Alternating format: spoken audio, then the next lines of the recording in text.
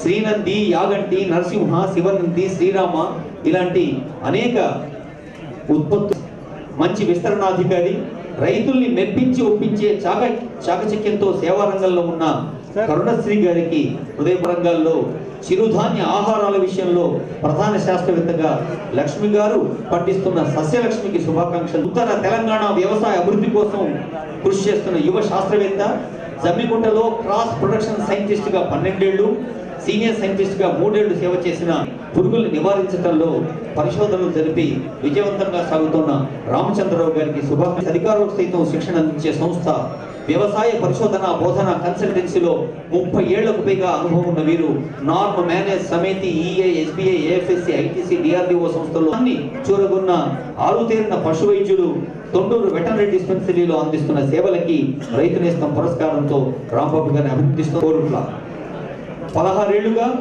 రైతుల కోసం పశు వైద్య విద్యలోనూ అభివృద్ధిలోనూ విస్తరణలో చేస్తున్న కృషికి ప్రసన్న కుమార్ గారి సేవకు ఇన్నోవేటర్ సయ్యద్ సుభాని గారికి ముబారక్బాద్ తెలియజేస్తుంది వేదిక. తక్కువ ఖర్చుతో ఎక్కువ ఫలసాయం అందేందుకు చేస్తున్న కృషికి సంవత్సరాల 7 నెలల ఉద్యోగ జీవితంలోనే వరంగల్ జిల్లా పాడి రైతుల అభిమానాన్ని చేరుకున్న పశు వైద్యాధికారి ధర్మానాయక్ వృత్తి ధర్మానికి నాయకుడిగా సాగుతున్న పశు పోషకులకు అందిస్తున్న సేవకి శుభాకాంక్షలు అందుకుంటున్నారు. గణేష్ గారికి నమస్తే. వారికి తెలిసిన విషయాల్ని రైతులకు చెప్పడంలో నేర్పరి, జ్ఞానం ఉండటం ఒక ఎత్తు అయితే జ్ఞానాన్ని పంచడం మరో ఎత్తు. అలాంటి వీరు mother Teresa life time achievement కూడా అందుకున్నారు. రైతులతో ప్రత్యక్ష ఫోన్ ఇన్ లాంటి కార్యక్రమాలతో సాగుతున్న ఆకాశవాణి హైదరాబాద్ వ్యవసాయ సేవలకు అందుకుంటున్న సత్కారం మా మంత్రి గారి ద్వారా స్టేషన్ డైరెక్టర్ గారు, యాదగిరి ఛానల్ డైరెక్టర్ గా ఉన్న భగవత్ వెంకట్రావు గారికి అందజేస్తున్న సత్కారం ఇది. సేవ చేస్తున్నారు. రైతుల సేవలో కోవెల పెట్టిన కోవెల ఫౌండేషన్ కి శుభాకాంక్ష. తర్వాత రైతాంగానికి ఒక వెలుగుగా ఉంటే ఆ వెలుగు కారణం ప్రమీల గారు. అన్నదాత కార్యక్రమాలకి తెర వెనుక వెన్నెముకలా 15 ఏళ్లుగా సేవ చేస్తున్న పరుసూరి ప్రమీల గారికి శుభాకాంక్షలతో విధానాల విజయ గాథల అక్షరబద్ధం చేస్తూ స్ఫూర్తిస్తూ సాగుతున్న సాక్షి సాగుబడి రాంబాబు గారికి శుభాకాంక్ష. ఇప్పుడు ఎం యాదయ్య గారు, నమస్తే తెలంగాణ తొలి రోజుల్లో అగ్రికల్చర్ స్టాఫ్ రిపోర్టర్ గా సాగుతున్న ఎం యాదయ్య గారికి శుభాకాంక్ష. తర్వాత వీరాంజనేయులు గారు. ఇప్పుడు సభాధ్యక్షుల వారి అనుమతితో అతిథులకు సన్మానం. ఈనాటి జనులంతా మెచ్చగా స్వాతంత్ర భావ ప్రసారుడెవరు, 3 భాషలు తన మోవిపై కదలాడ చక్కని వక్తృత్వ చతురుడెవరు, ఆజానుబాహుడై అద్వితీయుండునై పదవులు వరించిన ప్రాజ్ఞుడెవరు, 2 రాష్ట్రాల మేలుగూర్చు మేధ ఎవరు, కేంద్రమందున సత్కీర్తి సాంద్రుడెవరు. అలాంటి ముఖ్య అతిథి వెంకయ్యనాయుడు గారికి పెద్దలు హరీష్ రావు గారు, రైతు నేస్తం, అలాగే సభాధ్యక్షులు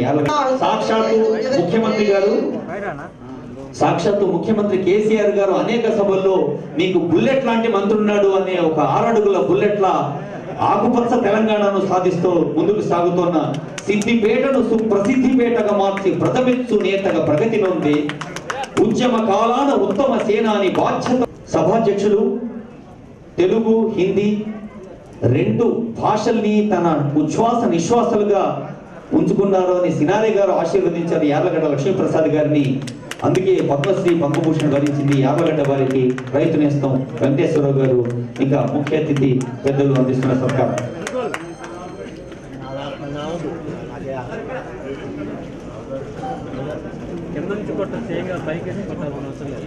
నియోజకవర్గాన్ని నిరంతర కొత్త పాటగా మలుస్తున్న కొత్తపేట ప్రభాకర్ రెడ్డి గారికి శుభాకాంక్షలతో ఆనరబుల్ ఎమ్మెల్యే ముఖ్య అతిథి వెంకయ్యనాయుడు గారి నేతృత్వంలో తిరంగా యాత్రను అద్భుతంగా నిర్వహించారు రామచంద్ర రెడ్డి గారు. ఇందాక డాన్స్ చేసిన అమ్మాయిని సమర్పుకున్నాం.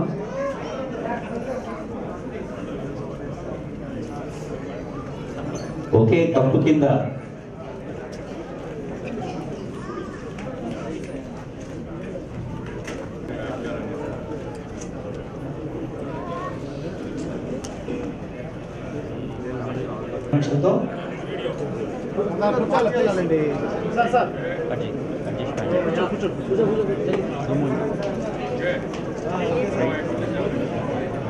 ఇక్కడ అవార్డీస్ ఎక్కువ ఉంటే క్రికెట్ వీరులాగా మీరు కూడా మోకాల మీద కూర్చోవచ్చండి. Next agri journalist sir, please come forward. Venkata Rao sir, Uday sir please.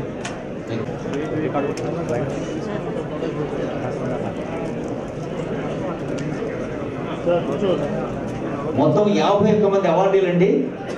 51 మంది కలిసి ఒక్కసారి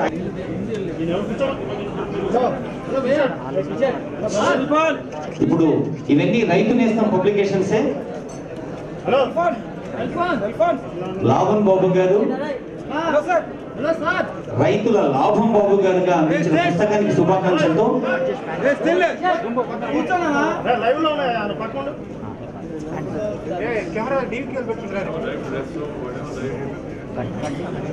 హరీష్ రావు గారు ఆవిష్కరిస్తున్నారు పశుగ్రాసాలకు సంబంధించిన పుస్తకాన్ని.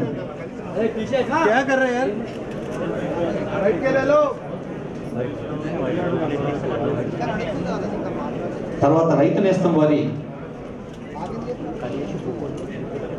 సంబంధిత రచయితల్ని కొసరా చంద్రశేఖరరావు గారు,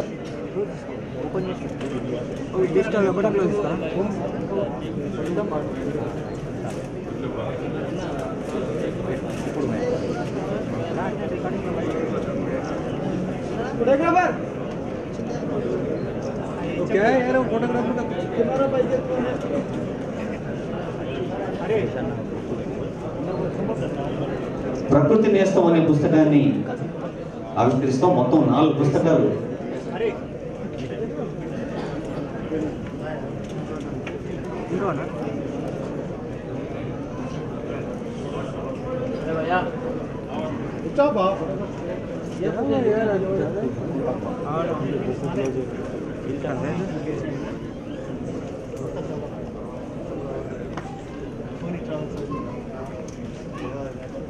రైతులు కందర్పు కయ్యాలు వర్షకాన్ని కర్రు కదిలినంత వరకే అన్నాడు.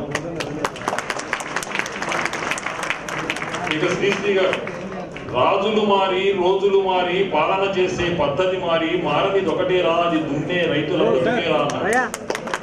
సంపద పెంచే తీరులు మారి పంపకాలలో రీతులు మారి మారనిది ఒకటేరా, అది పేదల ఆగ్రహమంటేరా అన్నాడు శ్రీశ్రీ. ఇక ఇద్దరు మనకు కావాల్సిన ఆత్మీయ నాయకులు అతిథులు ఉన్నారు, వారి ప్రసంగాలు విన్నాం. మొట్టమొదటిగా హరీష్ రావు. ఈ కార్యక్రమాన్ని ఏర్పాటు చేసినటువంటి రైతు నేస్తం, పశు నేస్తం, ప్రకృతి నేస్తం మాసపత్రికల్ని ఈ 2 రాష్ట్రాల రైతులకు అందిస్తూ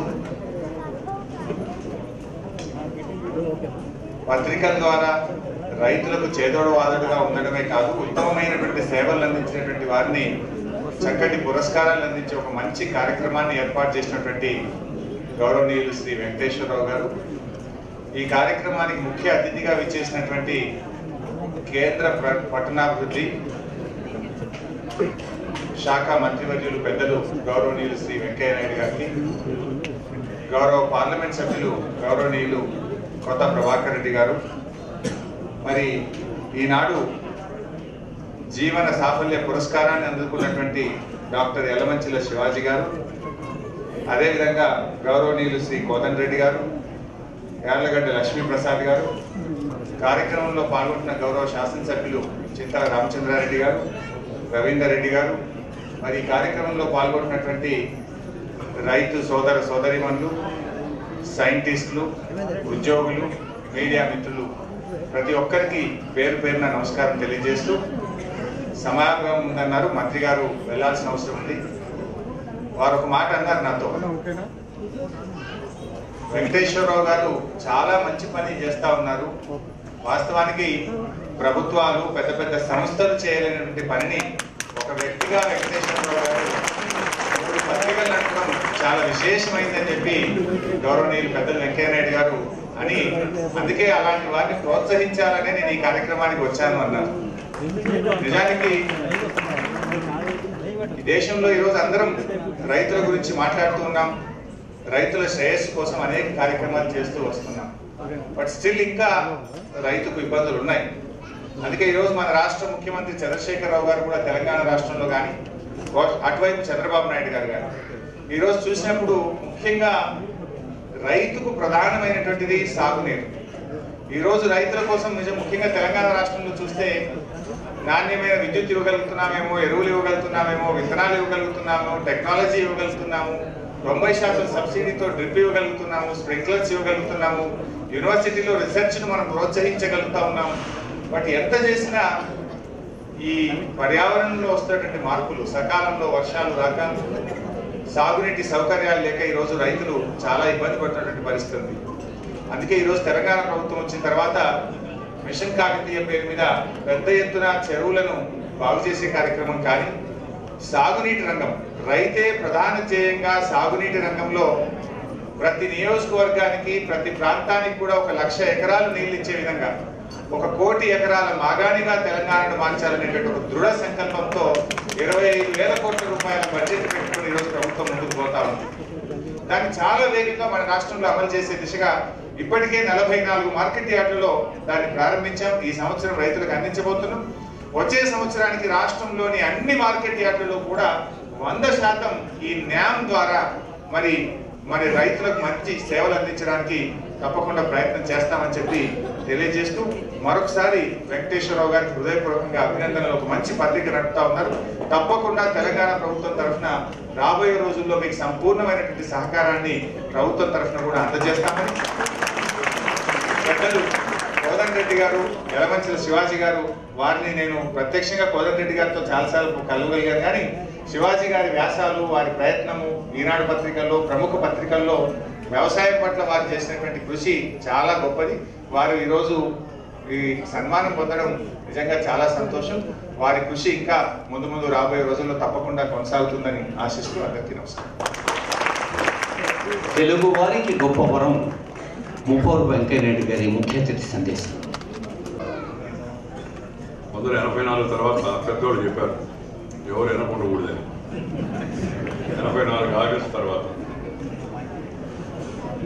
ఈనాడు ఈ కార్యక్రమాన్ని నిర్వహిస్తున్న శ్రీ వెంకటేశ్వరరావు గారు, రైతు నేస్తం, నిజమైన నేస్తం, కార్యక్రమానికి అధ్యక్షత వహిస్తున్న మిత్రుడు, సహకార మిత్రుడు శ్రీ లక్ష్మీప్రసాద్ గారు, ఆ తర్వాత ఇవాళ జీవన సాఫల్య అవార్డుని ఇవ్వడానికి నాతో పాటు ఇచ్చేసిన తెలంగాణ రాష్ట్ర మంత్రి శ్రీ హరీష్ రావు గారు, సన్మాన గ్రహీత ఒకరు పెద్దలు రైతు పక్షపాతి కోదండరెడ్డి గారు, మరొకరు నా చిరకాల మిత్రుడు, చిన్నప్పటి నుంచి కలిసి మాకు 2 పిచ్చిలు ఉండేవి. ఒకటి వ్యవసాయం పిచ్చి, 2 కాంగ్రెస్ వ్యతిరేక పిచ్చి. పైన నేను వాళ్ళందరూ కూడా చాలా మంది ఎక్కువ మంది ఉన్నారు. వాడికేమో భాష పిచ్చి, మా వాడి లక్ష్మీప్రసాద్కి, మిగతా వాళ్ళందరికీ కోదండరెడ్డికి, శివాజీకి, అందరికీ ఏమో వ్యవసాయం పిచ్చి. పిచ్చోళ్ళందరూ వీటికి పెట్టుకొని పిచ్చోళ్ళని సన్మానిస్తున్నారని బయట కొంతమంది. ఎందుకంటే ఇవాళ వాస్తవంగా దేశానికి వెన్నెముక రైతు, దేశానికి అన్నం పెట్టే రైతుకి, వ్యవసాయానికి లభించవలసిన ప్రాధాన్యత లభించలేదనే తపన అందరిలో ఉంది. కానీ దాన్ని సరిదిద్ది రైతు కూడా సొంత కాళ్ళపై నిలబడి, వాడు కూడా సుఖంగా ఉండి, సంతోషంగా ఉండి, కాస్త తెల్లబట్టలు కట్టుకొని, పిల్లలను చదివించుకొని, కుటుంబాన్ని ముందుకు తీసుకెళ్లే పరిస్థితిని మనం తేలేకపోతున్నాం. నేను రాజకీయ ప్రసంగం చేసి ఎవరిని విమర్శించడానికి, దేశంలో ఎవరిని విమర్శించే పరిస్థితి లేదు.